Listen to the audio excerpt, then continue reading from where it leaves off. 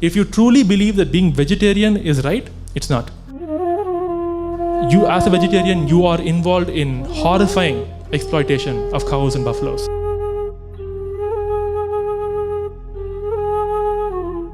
It's not what they show on TV.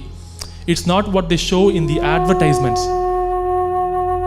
A cow or a buffalo, just like any human woman, has to be pregnant or has to have given birth to a child in order to produce milk. Lactation, all mammals lactate only when they're pregnant or after having given birth. Simple logic, right?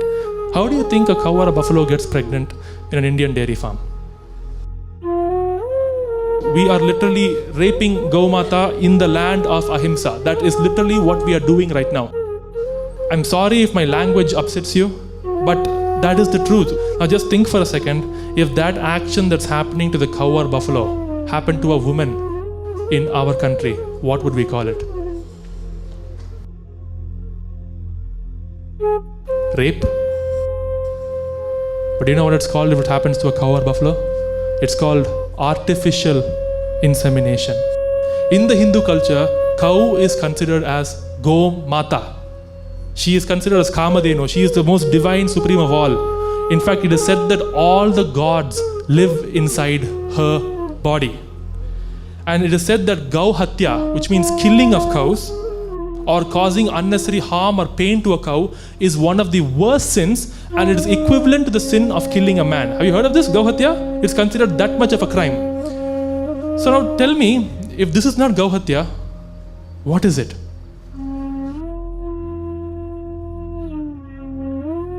If every packet of milk that you buy and everything you get dairy products outside, this is where it starts. Now you see, once the cow gives birth to a child, if it is a male child, that child will be sent to the slaughterhouse and be killed. Why, you ask? Because just like a male chick in the egg industry, a male calf cannot give milk. So it's of no use to the dairy industry. These calves are all killed and they're turned into leather shoes, belts, jackets and purses. In case the child born is a female, she will not be allowed to drink her mom's milk.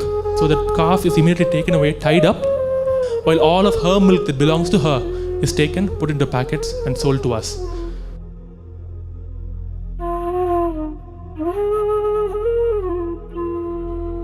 This is done to her for around 5 years.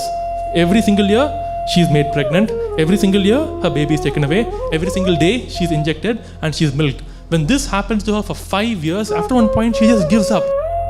Her mind and body cannot function anymore.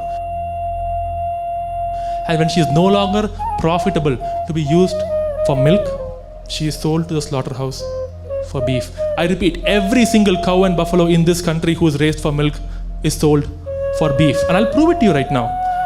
Did you know that India happens to be the second largest producer of milk on earth? And India is also the second largest exporter of beef on earth. It's not a coincidence.